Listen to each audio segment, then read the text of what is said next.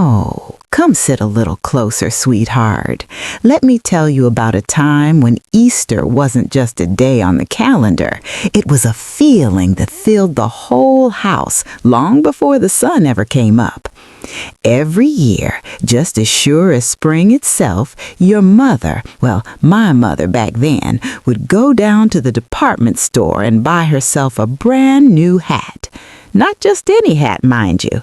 She'd sit there in front of a tall mirror, turning her head this way and that, while a shop lady placed one hat after another on her head. And when she finally chose one, oh, the smile she gave herself in that mirror, that smile only came once a year. Then that hat would sit on the closet shelf, untouched, waiting, just like the rest of us. Because Easter didn't begin on Sunday, it began 40 days before. We gave things up back then: sugar, candy, even a bit of temper if you could manage it. It wasn't easy.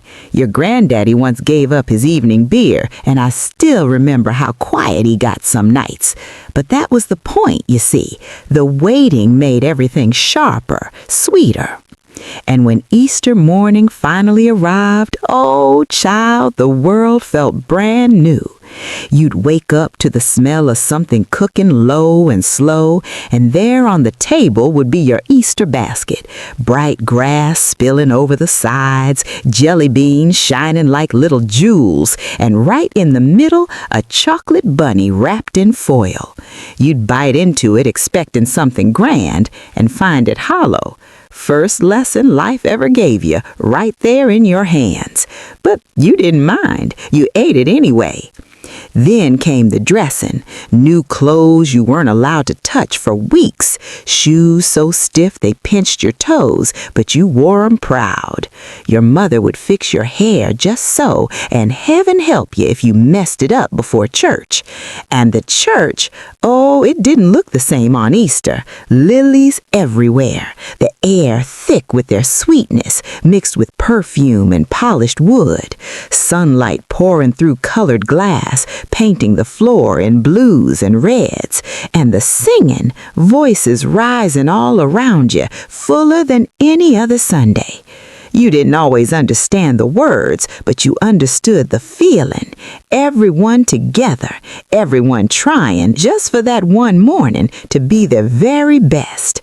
Afterward, we'd gather outside, squinting into the sunlight while someone fussed with a camera. Those pictures, they're still tucked away somewhere, holding moments that never really left us. And then we'd go to your grandmother's house, where the table was already set with the good dishes, the kind you didn't dare touch the rest of the year. The smell of ham glazed just right, rolls baked from scratch before dawn, and laughter drifting from room to room. Out in the yard, eggs would be hidden in the same clever spots every year, behind bushes, in gutters, even tucked where you thought no one would think to look. You'd run and search, your new shoes already getting scuffed, but no one scolded you, not that day, because that day was about beginning again. Now things changed slowly at first. The hats stopped appearing, the gloves disappeared, families grew farther apart, and churches didn't fill up the way they used to. The world got faster, I suppose, and maybe a little quieter in the wrong ways. But every now and then, when the air smells just a little like spring and the light hits just right through a window, you can still feel it, that old Easter morning, waiting just on the edge of memory, like it never quite packed up and left. And the choir would be singing, voices rising all around you, filling every corner of that church, and you'd sit there in your new shoes, your feet aching just a little, but your heart so full you didn't mind at all. Now, before I go on, let me just say this. If these memories are warming your heart even a little, do take a moment to like, share, and subscribe to the channel, Moments We Remember. It helps keep stories like these alive, and I'd love for you to stay with me for more. Because, where was I?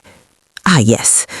The sunlight would come pouring through those stained glass windows, painting colors across the floor, across your clothes, and you'd look around and see everyone you loved sitting right there beside you, dressed in their very best, like the whole world had paused just for this one perfect morning, like it never quite packed up and left. You see, memories have a way of lingering, settling into the quiet corners of your life. Long after the dresses are gone and the shoes don't fit anyone anymore, those mornings stay with you. I can still feel the way my own mother's hand wrapped around mine as we walked up those church steps, firm, steady, like she was guiding me into something sacred, something bigger than both of us. And I remember watching her. Oh, I watched her closely.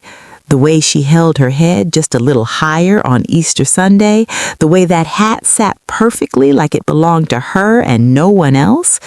She didn't rush that morning, not like other days. No, she moved with care, like every moment mattered, like she knew something we didn't. Back then, we didn't have much, not really, but on Easter, you'd have thought we had everything, because everything we needed was right there. Family, faith, a table full of food, and a reason to gather close. Your grandfather, he'd stand near the window after dinner, loosening his tie just a bit, watching us children run around the yard. He didn't say much, but he'd smile in that quiet way of his. And your grandmother, she'd be in the kitchen, even after cooking all day, insisting on packing leftovers we swore we couldn't eat, but always did. And as the sun started to dip, something soft would settle over the day. The laughter would quiet down, the cousins would sit a little closer together, and you'd feel it, that gentle tug in your chest. Not sadness exactly, but the knowing that something special was coming to an end. We never talked about it out loud, we just felt it. The dresses would be carefully hung back up, the shoes wiped clean and placed by the door. The baskets, now half empty, would sit forgotten on the table. And that hat, that beautiful hat, would go right back on the shelf, waiting for another year. But time? Well, time doesn't always keep its promises. Years passed, and little by little things changed.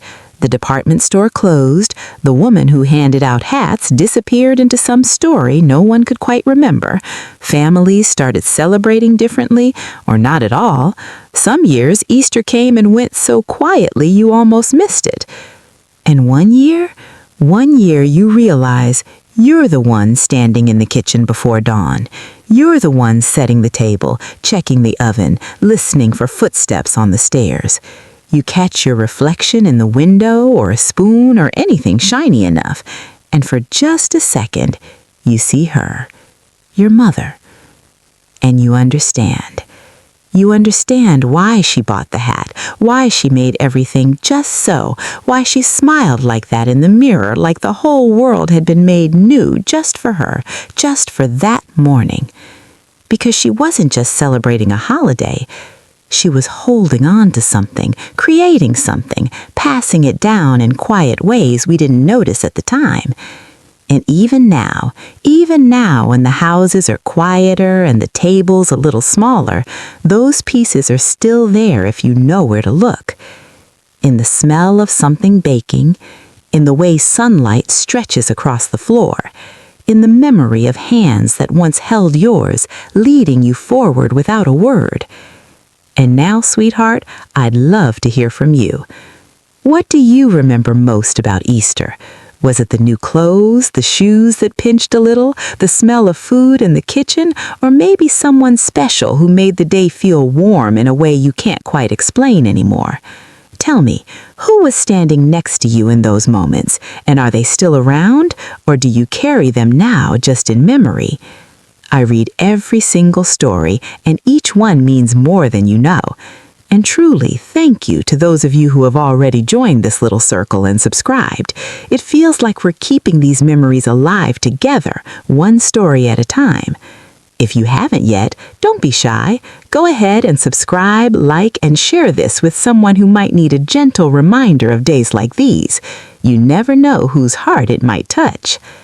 Now come on, sit a while longer and tell me your story.